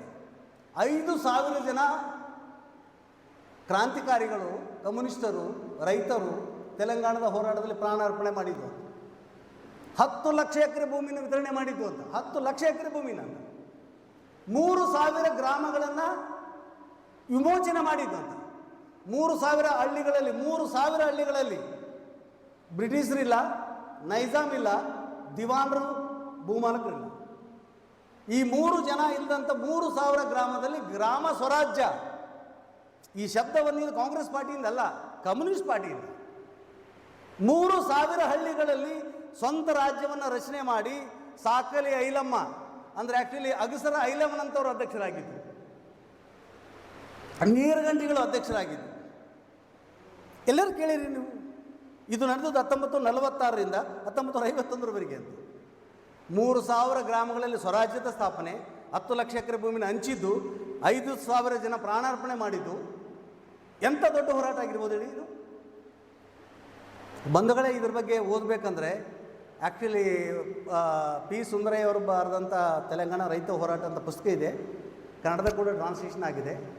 ಹಂಪಿ ಯೂನಿವರ್ಸಿಟಿಯ ನಮ್ಮ ಸ್ನೇಹಿತರು ಯಾರು ಸೋಸ್ಲೇವ್ ಟ್ರಾನ್ಸ್ಲೇಟ್ ಮಾಡಿದ್ದಾರೆ. 500 ಪುಟ ಇದೆ. ಇದರ ವಿವರ ನಿಮಗೆ ಸಿಗ್ತದೆ. ಭಾರತದ ಸ್ವತಂತ್ರ ಚಳವಳಿಯಲ್ಲಿ ಭಾಳ ವಿರೋಚಿತವಾದ ಹೋರಾಟ ಇದು ಅಂತ. ಹಾಗೆ 1944-45ರಲ್ಲಿ ಬಂಗಾಳ ಮತ್ತು ಇವತ್ತಿನ ಜಾರ್ಖಂಡ್ ಆ ಪ್ರದೇಶ ಅದಲ್ವಾ, ಬಂಗಾಳ ಅಂತೇನು ಕರಿತೀವಿ, ಅಲ್ಲಿ ತೇಬಾಗ್ ರೈತ ಚಳವಳಿ ಶುರುವಾಗುತ್ತೆ. ಸರಾಸರಿ ಆ ಚಳವಳಿಯಲ್ಲಿ ಭಾಗವಹಿಸಿದ ಸಂಖ್ಯೆ 1.5 ಕೋಟಿ ಜನ ರೈತರು, 1.5 ಕೋಟಿ ಜನ ರೈತರು ಭಾಗವಹಿಸಿದ್ದು ಅಂತ. ತೇಬಾಗ್ ರೈತ ಚಳವಳಿ, ತೇಬಾಗ್ ಅಂದರೆ 3 ಭಾಗದ ಚಳವಳಿ ಅಂತ. ಜಮೀನೇನು ನಾವು ಸಾಗುವಳಿ ಮಾಡ್ತೀವಲ್ಲ, ಪಾಲಿಗೇನು ಮಾಡ್ತೀವಿ, 2 ಭಾಗ, 3 ಭಾಗ, 5 ಭಾಗ ಅಂತ ಏನು ಮಾಡ್ತೀವಲ್ಲ, ತೇಬಾಗ ಅಂದರೆ 3 ಭಾಗ ಸಲುವಾಗಿ, 2 ಭಾಗ ಜಮೀನ್ದಾರರಿಗೆ, 1 ಭಾಗ ರೈತರಿಗೆ ಅಂಥ ಭಾಗಕ್ಕಾಗಿ ನಡೆದಂಥ ಹೋರಾಟ ತೇಬಾಗ್ ಹೋರಾಟ. ಲಕ್ಷ ಜನ ಸಂಖ್ಯೆಯಲ್ಲಿ ಭಾಗವಹಿಸಿದ್ದು. ಬ್ರಿಟಿಷ್ ಮಿಲಿಟರಿ ವಿರುದ್ಧ, ಸ್ಥಳೀಯ ಮಿಲಿಟರಿ ವಿರುದ್ಧ ರೈತರು ಲಕ್ಷಾಂತರ ಸಂಖ್ಯೆಯಲ್ಲಿ ರಸ್ತೆಗಳಿದ್ದು ಹೋರಾಡಿದ್ದನ್ನು ನಾವು ನೋಡ್ತೀವಿ. ಇದರ ಜೊತೆಗೆ ಈ ಹೆಸರುಗಳನ್ನು ನೀವು ಕೇಳಿರ್ತೀರಿ, ಕಯ್ಯೂರು ಹೋರಾಟ, ಪುನ್ನಪ್ರವೆಯಲ್ಲಿ 6 ಹೋರಾಟ. ಈ ಹೋರಾಟದ ವಿವರಣೆಗೆ ಹೋದರೆ ಒಂದೊಂದು ಹೋರಾಟಕ್ಕೆ ಕನಿಷ್ಠ ಮಿನಿಮಮ್ ನ್ಯಾಯ ಕೊಟ್ಟರು 3 ತಾಸು ಬೇಕಾಗುತ್ತೆ. ನಾನು ಹೆಸರಷ್ಟೇ ಮೆನ್ಷನ್ ಮಾಡ್ತೀನಿ. ವೀರ ಕಯ್ಯೂರ್ ಚಳುವಳಿ, ವೀರ ವಿಪ್ಲವ ಪುನ್ನಪ್ರವೇಲರ್ ಹೋರಾಟ, ಜೊತೆಗೆ ಪಂಜಾಬಿನ ಸುವರ್ಣ ಕಣಿವೆ ಚಳವಳಿ, ಪಂಜಾಬ್ ರೈತರ ಸುವರ್ಣ ಕಣಿವೆ ಚಳವಳಿ, 1939-40ರಲ್ಲಿ ಆರಂಭ ಆದಂಥ ವಾರ್ಲಿ ಮೂವ್ಮೆಂಟ್, ಇವಾಗೇನು ತಾಣ ಜಿಲ್ಲೆ ಅದಲ್ವ ರೀ ಮಹಾರಾಷ್ಟ್ರ ಏರಿಯಾ, ಆ ತಾಣಲ್ಲಿ ನಡೆದಂಥ ವಾರ್ಲಿ ಆದಿವಾಸಿಗಳ ಬಂಡಾಯ, ಭಾರತದಾದ್ಯಂತ ರೈತರ ಬಂಡಾಯಗಳು, ಭಾರತದಾದ್ಯಂತ ಕಾರ್ಮಿಕರ ಬಂಡಾಯಗಳು, ಭಾರತದಾದ್ಯಂತ ಆದಿವಾಸಿಗಳ ಬಂಡಾಯಕ್ಕೆ ನೇತೃತ್ವ ವಹಿಸಿದ್ದೇ ಕಮ್ಯುನಿಸ್ಟರು. ಆದರೆ ಆ್ಯಕ್ಚುಲಿ ಇಡೀ ಸ್ವಾತಂತ್ರ್ಯ ಚಳವಳಿಗೆ ಯಾಕೆ ನೇತೃತ್ವ ವಹಿಸ್ಲಿಕ್ಕಾಗಲಿಲ್ಲ, ಅಧಿಕಾರವನ್ನು ಸ್ವಾಧೀನಪಡಿಸ್ಕೊಳ್ಳೋಕ್ಕಾಗಿಲ್ಲ? ಈ ಪ್ರಶ್ನೆ ಭಾಳ ಗಂಭೀರವಾಗಿರೋದ್ರಿಂದ ಈ ಚರಿತ್ರೆಯನ್ನು ಅಭ್ಯಾಸ ಮಾಡಬೇಕಾಗಿದೆ ನಾವು ಅಂತ.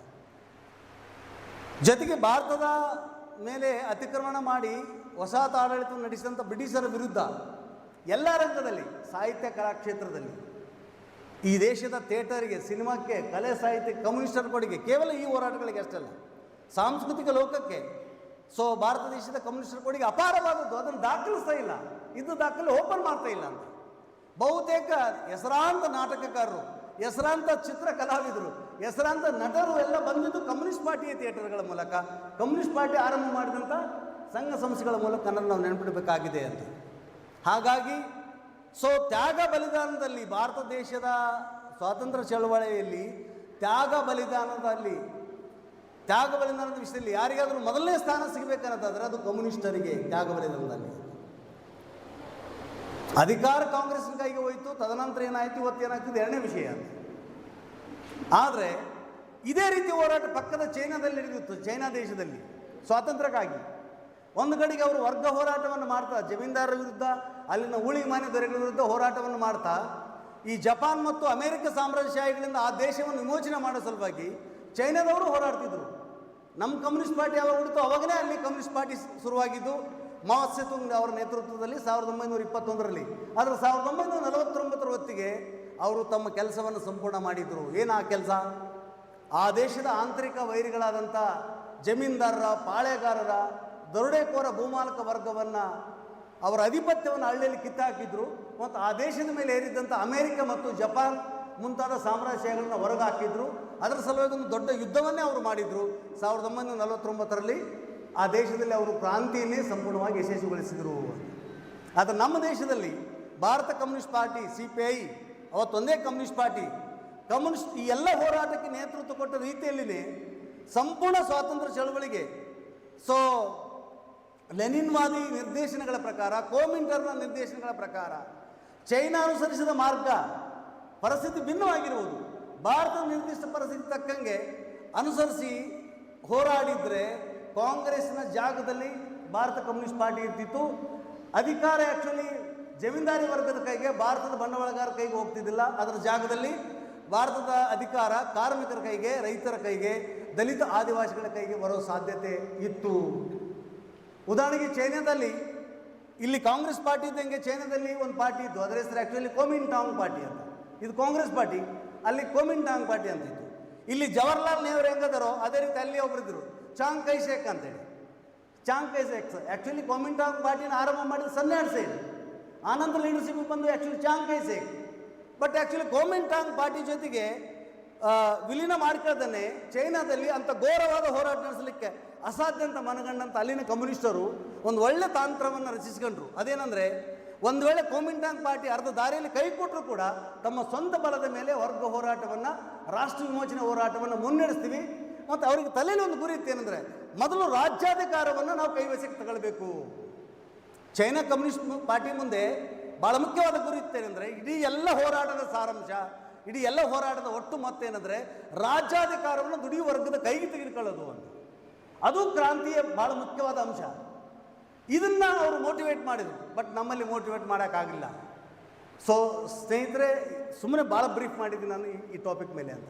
ನಾನು ಹೇಳಿದ್ನಲ್ವ, ಈ ದೇಶದ ಸ್ವಾತಂತ್ರ್ಯ ಚಳವಳಿಯಲ್ಲಿ ತ್ಯಾಗ ಬಲಿದಾನದಲ್ಲಿ ಕಮ್ಯುನಿಸ್ಟರು ನಂಬರ್ 1, ಕಮ್ಯುನಿಸ್ಟರೇ ನಂಬರ್ 1. ಬಟ್ ಭಾರತ ದೇಶದ ಸಂಪೂರ್ಣ ಸ್ವರಾಜ್ಯ ಘೋಷಣೆ ಆಯಿತು ವಿನ ಅದು ಜಾರಿಗೆ ಬರಲಿಲ್ಲ. ಸಂಪೂರ್ಣ ಸ್ವರಾಜ್ಯ, ಎಲ್ಲರಿಗೂ ಸ್ವರಾಜ್ಯ ಅಂತ ಹೇಳೋದ್ರ ಮೂಲಕ ಅಧಿಕಾರವನ್ನು ಕೈಗೆ ತಗೊಂಡಂಥ ಕಾಂಗ್ರೆಸ್ ಭಾರತ ದೇಶದ ರೈತಾಪಿ ವರ್ಗಕ್ಕೆ, ಭಾರತ ದೇಶದ ಕಾರ್ಮಿಕ ವರ್ಗಕ್ಕೆ, ಭಾರತ ದೇಶದ ದಲಿತರಿಗೆ, ಭಾರತ ದೇಶದ ಆದಿವಾಸಿಗಳಿಗೆ, ಭಾರತ ದೇಶದ ಮಹಿಳೆಯರಿಗೆ, ಸಮಸ್ತ ದಮನಿತ ವರ್ಗಗಳಿಗೆ ಚಾರಿತ್ರಿಕವಾಗಿ ಮೋಸ ಮಾಡಿದ್ದನ್ನು ನೋಡ್ತೀವಿ. ಅದರ ಪ್ರಾಡಕ್ಟೇ BJP RSS. ಯಾವುದೇ ಡಿಫರೆನ್ಸ್ ಇಲ್ಲ. ಅದು ಇದನ್ನು ಇಷ್ಟಕ್ಕೆ ಮುಗಿಸ್ಬೇಕಂತ ನಾನು ಬಯಸ್ತೀನಿ. ಎರಡನೇ ಟಾಪಿಕ್ ಸಂಬಂಧಪಟ್ಟಂಗೆ 2-3 ಅಂಶಗಳನ್ನು ಮಾತಾಡಬೇಕಾಗಿದೆ ಅಂತ. ಎರಡನೇ ವಿಷಯ ಏನಂದರೆ, ಆ್ಯಕ್ಚುಲಿ ಭಾರತ ದೇಶದಲ್ಲಿ ಜಾತಿ ವ್ಯವಸ್ಥೆ, ಜಾತಿಯ ಕಾರಣಕ್ಕಾಗಿ ಈ ಶಬ್ದ ಏನಿದಲ್ಲ, ಹಲವಾರು ಇದರಷ್ಟು ಜನಪ್ರಿಯವಾದ ಶಬ್ದ, ಜನಪ್ರಿಯವಾದ ಡಿಬೇಟು ಮತ್ತು ಯಾವುದೇ ವಿಷಯದ ಮೇಲೆ ಇಲ್ಲ ಅಂತ ಅನಿಸ್ತದೆ. ನೇರವಾಗಿ ಪ್ರಶ್ನೆ ಬರೋದಾದರೆ, ಯಾರಾದರೂ ಅಂಬೇಡ್ಕರ್ ವಾದಿಗಳಾಗಿದ್ದರೆ, ಯಾರೆಲ್ಲರೂ ಅಂಬೇಡ್ಕರ್ ವಾದಿಗಳಾಗ್ಬೋದು. ಯಾರನ್ನ ಅಂಬೇಡ್ಕರ್ ವಾದಿಗಳಂತ ಈ ದೇಶದಲ್ಲಿ ಕರಿತೀವಿ ಅಂದರೆ, ಅದು ಮೊಟ್ಟ ಮೊದಲ ಷರತ್ತಂದರೆ, ಯಾರು ಈ ದೇಶದ ಜಾತಿ ವ್ಯವಸ್ಥೆಯನ್ನು ಸಂಪೂರ್ಣವಾಗಿ ನಿರ್ಮೂಲನೆ ಮಾಡಬೇಕಂತಾರೋ ಅವರು ಮಾತ್ರ ಅಂಬೇಡ್ಕರ್ ವಾದಿಗಳಾಗ್ಲಿಕ್ಕೆ ಸಾಧ್ಯ ಅನ್ನೋದು. That is a point. ಯಾರಿಗೆ ಡಾಕ್ಟರ್ ಅಂತೀವಿ? ರೋಗ ವಾಸಿ ಮಾಡೋನಿಗೆ, ರೋಗ ತರೋನಿಗೆಲ್ಲ, ಇಲ್ಲ ತಾನೇ ರೋಗವಾಗಿ ನಿಲ್ಲವನಿಗೆಲ್ಲ. ಇದು ಮೊದಲನೇ ಕ್ರೈಟೇರಿಯಾ. ಈ ದೇಶದಲ್ಲಿ ಜಾತಿ ನಿರ್ಮೂಲನೆ ಆಗಬೇಕು. ನಿರ್ಮೂಲನೆ ಅಂದರೆ ಹೆಸರು ಕೂಡ ಇರಲಾರ್ದಂಗೆ ಜಾತಿ ವ್ಯವಸ್ಥೆಯನ್ನು ನಾಶ ಮಾಡಬೇಕಂತ ಯಾರು ಬಯಸ್ತಾರೋ, ಯಾರು ಕಾಯವಾಚ ಮನಸ್ಸಿನಿಂದ ದುಡಿತಾರೋ, ಹೋರಾಡ್ತಾರೋ, ಪ್ರಾಣಾರ್ಪಣೆ ಮಾಡ್ತಾರೋ ಅವರು ಅಂಬೇಡ್ಕರ್ ವಾದಿಗಳಾಗ್ತಾರೆ. ಈಗ ನಮ್ಮ ಮುಂದೆ ನಮೂನೆ ಅಂಬೇಡ್ಕರ್ ವಾದಿಗಳಿದ್ದಾರೆ ಅಂತ ಅವ್ರು ಹೇಳ್ತಾರೆ. ಹೌದು, ನಾವೆಲ್ಲ ಅಂಬೇಡ್ಕರ್ ವಾದಿಗಳು. ಕಾಂಗ್ರೆಸ್ನವರು ಅಂಬೇಡ್ಕರ್ ವಾದಿಗಳು. ಅಂಬೇಡ್ಕರ್ ಅವರು ಒಂದು ಪುಸ್ತಕ ಬರ್ತಾರೆ ಅಂತ, ಗಾಂಧಿ ಮತ್ತು ಕಾಂಗ್ರೆಸ್ ದಲಿತರಿಗೆ ಮಾಡಿದ್ದೀರಂತ. ಭಾಳ ಫೇಮಸ್ ವರ್ಕ್ ಬಾಬಾ ಸಾಹೇಬ್ ಅಂಬೇಡ್ಕರ್ದು ಅಂದರೆ ಈ ಪುಸ್ತಕ ಅಂತ. ಮನೆಗೆ ಹೋಗ್ರಿ, ಎಲ್ಲರೂ ಸಿಗ್ತದೆ, ಆರಾಮ ಇವತ್ತು ಓದಿ ನೀವು ಶುರುವಾಗುತ್ತೆ ಅಂತ. ಅದರರ್ಥ ಇಡೀ ವಿಚಾರ ಸಂಘಟನೆ ಕಾಂಗ್ರೆಸ್ ವಿರುದ್ಧ ನಡೆಸ್ತಿಲ್ಲ ನಾವು. ಕಾಂಗ್ರೆಸ್ ಯಾವ ವರ್ಗಗಳನ್ನು, ಯಾವ ಜಾತಿ ಜನಾಂಗಗಳನ್ನು ಈ ದೇಶದಲ್ಲಿ ಪ್ರತಿನಿಧಿಸ್ತದೋ ಆ ವಿಷಯನ ಕುರಿತು ಅರ್ಥ ಮಾಡ್ಕೊಳ್ಳೋ ಸಲುವಾಗಿ ಆ್ಯಕ್ಚುಲಿ. ಸೊ ಆ ಪುಸ್ತಕವನ್ನು ನೀವು ಓದಬೇಕಂತ.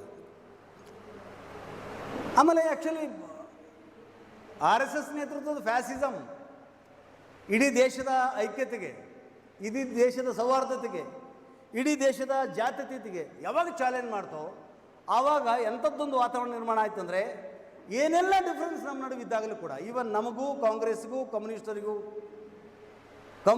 ಕಾಂಗ್ರೆಸ್ಸು ಇತರೆ ಸಂಘಟನೆಗಳಿಗೂ ಬಣ್ಣ ಹೆಸರು ಏನೇ ಆಗಿರಲಿ, ಯಾರು ಜಾತಿವಾದವನ್ನು, ಯಾರು ಬ್ರಾಹ್ಮಣವಾದವನ್ನು, ಯಾರು ಆ್ಯಕ್ಚುಲಿ ಮೂಢ ಹಿಂದುತ್ವವನ್ನು ವಿರೋಧ ಮಾಡ್ತಾರೋ ಅವರೆಲ್ಲರೂ ಒಗ್ಗೂಡುವಂಥ ವಾತಾವರಣ ನಿರ್ಮಾಣ ಆಗಿದ್ದು ಅದರ ಅವಶ್ಯಕತೆ ಇದೆ. ಅದು ಬೇರೆ ವಿಷಯ. ಅದರ ಪ್ರಶ್ನೆ ಏನಂದರೆ, ಆ್ಯಕ್ಚುಲಿ ಅಂಬೇಡ್ಕರ್ ವಾದ ಅಂದರೆ ಏನು, ಯಾರು ಅಂಬೇಡ್ಕರ್ ವಾದಿಗಳು, ಇದು ಒಂದು ನಾನು ಸ್ವಲ್ಪ ಪುನರ್ಮನನ ಮಾಡಬೇಕಾಗಿದೆ. ಒಂದು ಜೊತೆಗೆ ಮಾರ್ಕ್ಸ್ ವಾದಿಗಳಂದರೆ ಯಾರು, ಏನು, ಮತ್ತು ಯಾಕದು ಸಕ್ಸಸ್ ಆಗ್ತಿಲ್ಲ ಅನ್ನೋದ್ರ ಬಗ್ಗೆನೂ ವಿಚಾರ ಮಾಡಬೇಕಾಗಿದೆ. ಅದರ ಟಾಪಿಕ್ ಏನಂತಂದರೆ, ಮಾರ್ಕ್ಸ್ವಾದಿಗಳು ಅಂಬೇಡ್ಕರ್ ವಾದಿಗಳು ಇಬ್ಬರು ಸೇರಿ ಜಾತಿ ವ್ಯವಸ್ಥೆ ನಿರ್ಮೂಲನೆ ಮಾಡಬೇಕು. ಜಾತಿ ವ್ಯವಸ್ಥೆ ನಿರ್ಮೂಲನೆ ಉದ್ದೇಶಕ್ಕಾಗಿ ಒಂದಾಗಲಿಕ್ಕೆ ಸಾಧ್ಯತೆ ಇದೆಯಾ ಅಥವಾ ಇಲ್ಲ? ಜಾತಿ ವ್ಯವಸ್ಥೆ ನಿರ್ಮೂಲನೆ ಮಾಡೋ ಸಲುವಾಗಿ ಅಂಬೇಡ್ಕರ್ ವಾದಿಗಳು ಮಾರ್ಕ್ಸ್ವಾದಿಗಳು ಒಂದಾಗವಾಗ್ಲಿಕ್ಕೆ ಸಾಧ್ಯತೆ ಇದೆಯಾ ಅಥವಾ ಇಲ್ವಾ? ಇದುವರೆಗೆ ಒಂದಾಗಿದ್ದಾರಾ ಅಥವಾ ಇಲ್ವಾ? ಅಥವಾ ಒಂದಾದ ರೀತಿಯಲ್ಲಿ ಆಟ ಆಡಿದಾರಾ? ಏನಾಗಿದೆ ಇದುವರೆಗೆ? ಒಂದಾಗಿದ್ರೆ ಇದುವರೆಗೆ ಜಾತಿ ವ್ಯವಸ್ಥೆನ ಏನು ಮಾಡಲಿಕ್ಕೆ ಸಾಧ್ಯತೆ ಇತ್ತು, ಬಟ್ ಆಗಿದ್ದೇನು ಆ್ಯಕ್ಚುಲಿ? ಇದ್ರ ಮೇಲೆ ಆ್ಯಕ್ಚುಲಿ ಒಂದು ಸ್ವಲ್ಪ ಡಿಬೇಟನ್ನು ಚರ್ಚೆ ಮಾಡಬೇಕಂತ ನಮ್ಗೆ ಅನಿಸ್ತದೆ. ಉದಾಹರಣೆಗೆ ಮಾರ್ಕ್ಸ್ವಾದಿಗಳು ಕಮ್ಯುನಿಸ್ಟ್ ನಡುವೆ ಏನು ವ್ಯತ್ಯಾಸ ಇದೆ ಅಂತ ಹಿಂಗೆ ವಿಚಾರ ಸಂಕಿರಣ ಅಂದರೆ ಪ್ರಶ್ನೆ ಎತ್ಕೊಳ್ಳೋದು, ಅದಕ್ಕೆ ಉತ್ತರಿಸೋದು. ಮಾರ್ಕ್ಸ್ವಾದಿಗಳು ಮತ್ತು ಕಮ್ಯುನಿಸ್ಟ್ ನಡುವೆ ಏನು ವ್ಯತ್ಯಾಸ ಇದೆ ಅಂತ, ಯಾರಿಗೆ ಮಾರ್ಕ್ಸ್ವಾದಿಗಳಂತ ಕರಿತೀವಿ, ಯಾರಿಗೆ ನಾವು ಕಮ್ಯುನಿಸ್ಟ್ ಅಂತ ಕರಿತೀವಿ. ಎಲ್ಲ ಕಮ್ಯುನಿಸ್ಟರು ಮಾರ್ಕ್ಸ್ವಾದಿಗಳಾಗಿರ್ತಾರೆ, ಡೌಟೇ ಇಲ್ಲ ಅದ್ರಾಗ. ಎಲ್ಲ ಕಮ್ಯುನಿಸ್ಟರು ಮಾರ್ಕ್ಸ್ವಾದಿಗಳಾಗಿರ್ತಾರೆ, ಆದರೆ ಎಲ್ಲ ಮಾರ್ಕ್ಸ್ವಾದಿಗಳು ಕಮ್ಯುನಿಸ್ಟರ್ ಆಗಿರಲ್ಲ. ದಟ್ ಈಸ್ ಅ ಪಾಯಿಂಟ್ ಅಂತ. ಎಲ್ಲ ಮಾರ್ಕ್ಸ್ವಾದಿಗಳು ಕಮ್ಯುನಿಸ್ಟರ್ ಆಗಿರಲ್ಲ ಅಂತ ಏನು ಹಿಂಗಂದ್ರೆ ಅಂತ ಆ್ಯಕ್ಚುಲಿ ಇದು ಬೆಲ್ಲ ಸಕ್ಕರೆ ಎರಡು ಕಬ್ಬಿನಾಗ ಹುಟ್ಟದ ಅಂತ ಲಾಜಿಕ್ ಏನಂದರೆ, ಸಕ್ಕರೆ ಮತ್ತು ಬೆಲ್ಲ ಕಬ್ಬಿಲಿಂದ ಬಂದದ, ನೀವೇನು ದೊಡ್ಡ ಇದ್ರಾಗ ಹೊಸದು ಹುಡುಕೇಳಾಕತ್ತೀರಿ ಅಂತ. ಸಮಸ್ಯೆ ಏನಂದರೆ ಆ್ಯಕ್ಚುಲಿ ಈಗ RSS ಸಂಘ ಪರಿವಾರ ಇದರ ದಾಳಿ ಏನು ನಡ್ತದ, ದಿನಕ್ಕೊಂದು ಕಾನೂನು ತರಕತ್ತಾರ ಅವ್ರು, ದಿನಕ್ಕೊಂದು ರೂಲ್ಸ್ ತರಕತ್ತಾರ ಅವ್ರು, ಹಳೆ ಎಲ್ಲ ಕಾನೂನು ನಾಶ ಮಾಡಕತ್ತಾರ ಅವ್ರು, ನಮ್ಮೆಲ್ಲ ಐಡೆಂಟಿ ಹೊಡೆದಾಕತ್ತಾರ. ಅಂದರೆ ಅದನ್ನು ಸಂಘಟಿತವಾದ ವೆಲ್ ಆರ್ಗನೈಸ್ಡ್ ಅಟ್ಯಾಕ್ ಅಂತ ಕರಿತೀವಿ ನಾವು. ಅತ್ಯಂತ ಸಂಘಟಿತವಾದ ಸುಸಜ್ಜಿತವಾದ ದಾಳಿ ಅದು. ಆದರೆ ಅದರ ವಿರುದ್ಧ ಆ್ಯಕ್ಚುಲಿ ನಮ್ಮ ಸಂಘಟನೆಗಳದು ಸಂಘಟಿತ ಹೋರಾಟ ಅಲ್ಲ, ಇನ್ನೂ ಸಂಘಟಿತರಾಗಿದ್ದೀವಿ ನಾವಿನ್ನೂ ಸಂಘಟಿಸಿದ ಹೊರಟಿದ್ದೀವಿ. ನಾವೆಲ್ಲ ಒಂದುಗೂಡಬೇಕು, ಒಗ್ಗೂಡ್ಬೇಕಂತೇಳ್ಬಿಟ್ಟು ಒಗ್ಗೂಡಿಸೋ ಪ್ರಯತ್ನ ಅದೀವಿ. ಅಂದರೆ ಸಂಘಟಿತ ದಾಳಿ ವಿರುದ್ಧ ಅಸಂಘಟಿತ ಹೋರಾಟ, ಸಂಘಟಿತ ದಾಳಿ ವಿರುದ್ಧ ಅಸಂಘಟಿತ ಹೋರಾಟ. ಈ ಅಸಂಘಟಿತ ಹೋರಾಟದಲ್ಲಿ ಆನಂದ ಬೇರೆ. ನನಗೂ ಆನಂದ, ಕಮಳಿಯವ್ರಿಗೆ ಆನಂದ, ಬೆಳಗುರ್ಗಿ ಅವ್ರಿಗೆ ಆನಂದ, ಮುಂದೆ ಕುಂತವ್ರಿಗೆ ಆನಂದ, ಹಿಂದೆ ಕುಂತವ್ರಿಗೆ ಆನಂದ, ಬರಲಾರ್ದವ್ರಿಗೆ ಆನಂದ. ಯಾಕಂದ್ರೆ ನಾವು ಬೇರೆ ಬೇರೆ ಎಲ್ಲಿ ಒಂದು RSS BJP ಫ್ಯಾಸಿಸಮ್ ಅಂದಲ್ಲಿ ಒಂದು ಅಂತ ಎಲ್ಲಿ ಮೈಕ್ ಮುಂದಿರೋ ತನಕ ಮನೆಗೆ ಹೋದ್ಮೇಲೆ ಒಂದಿಲ್ಲ. ಈ ಪ್ರಶ್ನೆ ಅದು ಭಾಳ ಗಂಭೀರವಾದ ಪ್ರಶ್ನೆ ಅದು. ಅದಕ್ಕೆ ಕಮ್ಯುನಿಸ್ಟರಿಗೆ ಮಾರ್ಕ್ಸೋದು ವ್ಯತ್ಯಾಸ ಏನಂದರೆ, ಆತ ಮಾರ್ಕ್ಸ್ವಾದಿ ಆಗಿರ್ತಾನೆ, ಆತನ ತಿಳುವಳಿಕೆ ಮಾರ್ಕ್ಸ್ವಾದಿ ಆಗಿರ್ತದೆ, ಆತ ವ್ಯಕ್ತಿಗತವಾಗಿ ಆ ಸಿದ್ಧಾಂತಕ್ಕೆ ಭಾಳ ಬದ್ಧನಾಗಿರ್ತಾನೆ. ಆದರೆ ಆತ ಕಮ್ಯುನಿಸ್ಟ್ ಪಾರ್ಟಿಯನ್ನು ಸೇರೋದಿಲ್ಲ. ಮಾರ್ಕ್ಸ್ವಾದಿ ಆಗಿದ್ದು ನೀನು ಕಮ್ಯುನಿಸ್ಟ್ ಪಾರ್ಟಿ ಮೆಂಬರ್ ಅಲ್ಲ ಅಂದರೆ you are not the communist ಅಂತ. ಇದು ನಾನು ಹೇಳಿದಲ್ಲ, ಲೆನಿನ್ ಹೇಳಿದ್ದು. This one point. ಈಗ ಏನಂದ್ರೆ ಆ್ಯಕ್ಚುಲಿ ಯಾಕೆ ಬರೀ ಮಾರ್ಕ್ಸ್ವಾದಿಗಳು ಅಂಬೇಡ್ಕರ್ವಾದಿಗಳು ಅಂತ ಇಟ್ಟಿವಿ ನಾವು? ಈಗಾಗಲೇ ಫಸ್ಟ್ ಮಾತಾಡುವಾಗ ಹೇಳಿದೆ ನಾನು, 1930 ತನಕ ಭಾರತ ದೇಶದಲ್ಲಿ ಅಂಬೇಡ್ಕರ್, ಸ್ವತಃ ಬಾಬಾ ಸಾಹೇಬ್ ಅಂಬೇಡ್ಕರ್ ಅವರು ಮತ್ತು ಆವತ್ತಿನ ಕಮ್ಯುನಿಸ್ಟ್ ಪಾರ್ಟಿ ನೇತೃತ್ವದಲ್ಲಿ ಒಂದು ಸೌಹಾರ್ದತೆ, ಒಂದು ತಿಳುವಳಿಕೆ, ಒಂದು ಯುನೈಟೆಡ್ ಫ್ರಂಟ್, ಒಂದು ಐಕ್ಯ ರಂಗ ಏರ್ಪಾಟಾಗಿತ್ತು, ಐಕ್ಯ ಹೋರಾಟ ನಡೀತು. 1930 ನಂತರ ಬಿರುಕು ಕಾಣಿಸ್ಕೊಂತು. ಎಸ್ಪೆಷಲಿ ಗಿರಣಿ ಕಾರ್ಮಿಕರ ಹೋರಾಟಗಳಲ್ಲಿ ಬಿರುಕು ಕಾಣಿಸ್ಕೊಂತು. ಅಸ್ಪೃಶ್ಯತೆ, ಜಾತಿ ವ್ಯವಸ್ಥೆಯ ವಿರುದ್ಧ ನಿರ್ದಿಷ್ಟ ಹೋರಾಟವನ್ನು ಖಚಿತ ರೂಪರೇಷೆಗಳನ್ನು ಮೂಲಕ ತೆಗೆದುಕೊಳ್ಳೋದರಲ್ಲಿ ಆವತ್ತಿನ ಕಮ್ಯುನಿಸ್ಟ್ ಪಕ್ಷದ ನಾಯಕತ್ವ ವೈಫಲ್ಯಕ್ಕೆ ಗುರಿಯಾಯಿತು. ಯಾಕಂದರೆ ಉಳಿದ ಪಾರ್ಟಿಯವರು ಏನಾದ್ರು ಮಾತಾಡಲಿ, ಕಮ್ಯುನಿಸ್ಟ್ ಪಾರ್ಟಿಯವರು, ಎಡಪಂಥೀಯರು, ಮಾರ್ಕ್ಸ್ವಾದಿ ಲೆನಿನ್ವಾದಿ ಚಿಂತಕರು, ಅವರ ಮೊದಲನೇ ಮಾನದಂಡ ಏನಂದರೆ ಪ್ರಾಮಾಣಿಕತ್ವ. ನಾವು ತಪ್ಪು ಮಾಡಿದ್ರೆ ನಾವು ಮಾಡಿದ್ದೀವಿ ಅಂತ, ನಾವು ಸರಿ ಮಾಡಿದರೆ ವೈರಿ ನಮ್ಮನ್ನು ಸೀಳ್ದಾಕಲಿ, ನಾವು ಸರಿ ಅಂತ ಹೇಳೋರು. ನಾವು ಮಾಡಿದ ತಪ್ಪುಗಳನ್ನು ಯಾವುದೇ ಲಗಾಮಿಲ್ಲದೇ ಬಹಿರಂಗ ಒಪ್ಪಿಕೊಳ್ಳುವಂಥ ನೇಚರ್ ಇರೋದ್ರಿಂದನೇ ಕಮ್ಯುನಿಸ್ಟರಿಗೆ ಪ್ರಾಮಾಣಿಕರಂತ ಕರೀತಾರೆ. ಮೊದಲನೇದಾಗಿ ಈ ವರ್ಗಗಳು, ದುಡಿಯುವ ವರ್ಗ ಅಂತ ಅನ್ನುವಾಗ ವೆರಿ ಸಿಂಪಲ್ ಗೆಳೆಯರೆ, ನಾವು ಸಾಮಾನ್ಯವಾಗಿ ಹೆಸರಿಸ್ತೀವಿ ಕಾರ್ಮಿಕ ವರ್ಗ ಅಂತೀವಿ, ರೈತಾಪಿ ವರ್ಗ, ಕಾರ್ಮಿಕ ವರ್ಗ, ರೈತಾಪಿ ವರ್ಗ ಅಂತ. ಇದನ್ನು ನಾವು ವರ್ಗ ವಿಶ್ಲೇಷಣೆ ಅಂತ ಕರೀತಾರೆ. ಅಂದರೆ ದುಡಿಯುವ ವರ್ಗದಲ್ಲಿ ಯಾರ್ಯಾರು ಬರ್ತಾರೆ? ಕಾರ್ಮಿಕರು, ರೈತರು, ಇದು ದುಡಿಯುವ ವರ್ಗ ಅಂತ ಕರಿತೀವಿ. ಇಲ್ಲ ಶೋಷಣೆಗೆ ಒಳಗಾದ ವರ್ಗ ಅಂತ ಕರಿತೀವಿ. ಇವರು ಶೋಷಣೆ ಮಾಡುವಂಥ ವರ್ಗಗಳಿಗೆ ನಾವು ಬಂಡವಾಳಶಾಹಿಗಳು, ಭೂಮಾಲಕರು ಅಂತ ಕರಿತೀವಿ. ಭಾಳ ಮಂದಿಗೆ ಈ ಶಬ್ದಗಳೇ ಅರ್ಥ ಆಗೋದಿಲ್ಲ, ಭಾಳ ಮಂದಿಗೆ ಈ ಶಬ್ದಗಳಲ್ಲಿ ಮಾತಾಡೋಕ್ಕೆ ಇಷ್ಟ ಇಲ್ಲ, ಭಾಳ ಮಂದಿಗೆ ಈ ಶಬ್ದಗಳೇ ಬೇಕಾಗಿಲ್ಲ. ಎರಡು ಕಾರಣಕ್ಕಾಗಿ. ಒಂದು, ವೈರಿಗಳು ಅಂದರೆ ನಮ್ಮ ವಿರೋಧಿಗಳು ಹೂಡಿದ ಯೋಜಿತ ಪ್ರಚಾರಗಳ ಕಾರಣಕ್ಕೆ. ಎರಡನೇದು ಆಗಿ ನಾವು ಚಳುವಳಿಯಲ್ಲಿ ಹೋಗಬೇಕಾಗತ್ತೆ, ಪ್ರಾಕ್ಟಿಕಲ್ ಆಗಿ ನಾವು ಚಳುವಳಿಗೆ ಇಳಿಬೇಕಾಗತ್ತೆ ಅನ್ನುವಂಥ ಕಾರಣಕ್ಕಾಗಿ ಈ ಶಬ್ದಗಳು ಅಪ್ರಿಯವಾಗೋದನ್ನು ಇವತ್ತು ನಾವು ನೋಡ್ತಾ ಇದ್ದೀವಿ ಅಂತ. ನೀವು ಒಂದು ತಗೊಳ್ಳಿ ಅಂತ, ಈ ವರ್ಗ ವಿಶ್ಲೇಷಣೆ, ವರ್ಗ ಹೋರಾಟ ಅನ್ನೋದು ಇದು ಮಾರ್ಕ್ಸ್ವಾದಿ ಸಿದ್ಧಾಂತದಿಂದ ಹುಟ್ಟಿದ್ದಲ್ಲ, ಈ ಸಮಾಜದಿಂದ ಹುಟ್ಟಿದ್ದು ಅಲ್ಲ. ಯಾವ ಸಮಾಜದಲ್ಲಿ ವರ್ಗಗಳಿವೆಯೋ, ಯಾವ ಸಮಾಜದಲ್ಲಿ ವರ್ಗಗಳು ತಮ್ಮ ಪ್ರಭಾವವನ್ನು ಬೀರಿ ತಮ್ಮ ಬಲಕ್ಕೆ ಸಂಬಂಧಿಸಿ ಅಧಿಕಾರವನ್ನು ಬಳಸ್ತಾ, ಒಗ್ಗೂಡ್ತಾ, ವಿಭಜನೆಗೊಳ್ತಾ, ಒಂದು ವರ್ಗ ಮತ್ತೊಂದು ವರ್ಗವನ್ನು ಆಳ್ತಾ, ಒಂದು ವರ್ಗ ಮತ್ತೊಂದು ವರ್ಗವನ್ನು ಶೋಷಣೆ ಮಾಡ್ತಾ ಹೋಗುವಂಥ ಸಮಾಜ ಇದ್ದದ್ರಿಂದ ಈ ಸಮಾಜ ಯಾವುದ್ರ ಮೇಲೆ ನಿಂತ್ಕೊಂಡಿದೆ, ಯಾವ ರೀತಿ ಬೆಳವಣಿಗೆ ಆಗ್ತಿದೆ, ಎಲ್ಲಿಗಿದು ಹೋಗ್ತದೆ ಅಂತೇಳಿ ಇದನ್ನು ವಿಶ್ಲೇಷಣೆ ಮಾಡೋ ಸಲ ಹುಟ್ಟಿದ್ದೆ ಆ್ಯಕ್ಚುಲಿ ಮಾರ್ಕ್ಸ್ವಾದಿ ತಿಳುವಳಿಕೆ. ಮಾರ್ಕ್ಸ್ವಾದಿಗಳು ಸಮಾಜದಲ್ಲಿ ವರ್ಗಗಳನ್ನು ಉಡಿಸಲಿಲ್ಲ, ಅಥವಾ ಕಮ್ಯುನಿಸ್ಟ್ ಪಾರ್ಟಿಯವರು ವರ್ಗಗಳು ಉಡಿಸಲಿಲ್ಲ. ಭಾಳ ಮಂದಿ ಹೇಳ್ತಾರೆ, ನೀವು ವರ್ಗಗಳಿಲ್ಲ, ಇಲ್ಲಿ ನೀವು ವರ್ಗಗಳ ಚರಿತ್ರೆಯನ್ನು ಮಾತಾಡ್ತೀರಿ, ವರ್ಗ ಹೋರಾಟದ ಬಗ್ಗೆ ಮಾತಾಡ್ತೀರಿ, ಯಾವುದೇ ದೇಶದ ತಂದು ನೀವು ರಷ್ಯಾದ್ದು, ಚೈನಾ ತಂದು ಈ ದೇಶದಲ್ಲಿ ಮಾತಾಡ್ತೀರಿ. ಫಸ್ಟ್ಗೆ ಅಟ್ಯಾಕ್ ಮಾಡೋದು ಮಾರ್ಕ್ಸ್ವಾದಿ ಲೆನಿನ್ವಾದಿಗಳ ಮೇಲೆ, ನೀವು ಬೇರೆ ದೇಶದ ತಂದು ಇಲ್ಲಿ ಹೇಳಕ್ಕೆ ಬರ್ತೀರಿ ಅಂತ. ಗೆಳೆಯರೇ, ಈ ಆರೋಪ ಅದಲ್ಲ, ಇದು ಪೂರ್ಣ ಸತ್ಯ ಅಲ್ಲ, ಅದೇ ಹೊತ್ತಿನಲ್ಲಿ ಪೂರ್ಣ ಸುಳ್ಳು ಅಲ್ಲ. ಇದ್ರಾಗ ಎರಡೂ ಇದೆ ಅನ್ನೋದನ್ನು ನಾವು ಆತ್ಮವಿಮರ್ಶೆ ಮಾಡ್ಕೋಬೇಕಾಗಿದೆ. ಇನ್ನೊಂದು ಅದಿದೆ, ಭಾರತದ ಸಮಾಜದ ರಚನೆ ಯುರೋಪ್ ಮಾದರಿಯ ಸಮಾಜ ಇದ್ದಂಗಿಲ್ಲ ಅಂತ. ಯುರೋಪ್ ಖಂಡದಲ್ಲಿ ಏನು ದೇಶಗಳದಲ್ಲ, ಅಲ್ಲೇನು ಸಮಾಜಗಳದಾವ, ಅಲ್ಲಿ ಆ್ಯಕ್ಚುಲಿ ಸಮಾಜ ವರ್ಗ ಸಮಾಜ. ಅಲ್ಲಿದ್ದರೂ ಧರ್ಮ ಒಂದು ಧರ್ಮ, ಇಲ್ಲಿ ಆ್ಯಕ್ಚುಲಿ ವರ್ಗ ಸಮಾಜ ಅನ್ನೋದು ಇದು ಭಾಳ ಮುಖ್ಯವಾಗಿ ಜಾತಿ ಆಧಾರಿತ ಸಮಾಜ. 3000 ವರ್ಷಗಳ ಹಿಂದೆಯೇ ವರ್ಣಗಳ ಆಧಾರದ ಮೇಲೆ, ಇಲ್ಲಿ ಬೇರೆ ದೇಶದಲ್ಲಿ ವರ್ಗಗಳಾದರೆ ಈ ದೇಶದಲ್ಲಿ ವರ್ಣಗಳಾಗಿ ಸಮಾಜ ಒಡೆದೋಗಿದೆ. ತದನಂತರ ಜಾತಿಗಳ ಅಸ್ತಿತ್ವಕ್ಕೆ ಬಂದಿವೆ. ಈ ಜಾತಿಗಳು ಅಂದರೆ ಕೇವಲ ಅದು ನೇಮ್ ಸೇಕಾಗಿ ಉಳಿದಿಲ್ಲ. ಬಟ್ ಕೆಲವು ಗೆಳೆಯರು ಅದನ್ನು ಹೇಳೋದೇನೆಂದರೆ ಜಾತಿ ವ್ಯವಸ್ಥೆ ಅಥವಾ ಜಾತಿಗಳು ಸಮಾಜದ ಮೇಲ್ರಚನೆಯಲ್ಲಿವೆ ಅಂತ. ಇದು ಮಾರ್ಕ್ಸ್ವಾದ ಅಂತಲೇ ಹೇಳ್ತಾ ಆರ್ಗ್ಯುಮೆಂಟ್ ಮಾಡೋದು ಹೆಂಗಂದರೆ, ಮಾರ್ಕ್ಸ್ವಾದಲ್ಲಿ ಎನ್ನುವುದೇ ಆರ್ಗ್ಯುಮೆಂಟ್ ಅಂದರೆ ಜಾತಿ ವ್ಯವಸ್ಥೆ, ಶಿಕ್ಷಣ, ಸಂಸ್ಕೃತಿ, ಕಲೆ, ಸಾಹಿತ್ಯ ಇದೆಲ್ಲ ಸಮಾಜದ ಮೇಲ್ಸ್ತರದ ಲಕ್ಷಣಗಳು ಅಂತ. ಕ್ಲಾಸಿಕಲ್ ಮಾರ್ಕ್ಸ್ ಸ್ಟಡಿ ಮಾಡುವಾಗ ಈ ರೀತಿ ಮಾತಾಡಲಾಗ್ತದೆ ಅಂತ. ಆದರೆ ಈ ಸಮಾಜದ ಬುನಾದಿ ಅಂದರೆ ಅಡಿಪಾಯ ಅಂತಂದರೆ ಆರ್ಥಿಕತೆ. ಸಮಾಜದ ಆರ್ಥಿಕ ಚಟುವಟಿಕೆಗಳೇ ಸಮಾಜದ ಅಡಿಪಾಯ. ಯಾವ ರೀತಿ ಎಂಥ ಅಡಿಪಾಯ ಇರ್ತದೆ ಈ ಸಮಾಜಕ್ಕೆ ಅಂಥ ರಾಜಕೀಯ ಮೇಲೆ ಇರ್ತದೆ, ಎಂಥ ಅಡಿಪಾಯ ಈ ಸಮಾಜಕ್ಕೆ ಇರ್ತದೋ ಅಂಥ ಶಿಕ್ಷಣ ಮೇಲೆ ಇರ್ತದೆ. ಯಥಾ ಆರ್ಥಿಕತೆ ತಥಾ ರಾಜಕೀಯ, ಯಥಾ ಆರ್ಥಿಕತೆ ತಥಾ ಸಾಂಸ್ಕೃತಿಕತೆ, ಯಥಾ ಆರ್ಥಿಕತೆ ತಥಾ ಕಲೆ, ಯಥಾ ಆರ್ಥಿಕತೆ ತಥಾ ಎಲ್ಲ. ಇದು ಮಾರ್ಕ್ಸ್ವಾದ ಅಂತ ಪ್ರಚಾರ ಮಾಡಲಾಗ್ತದೆ.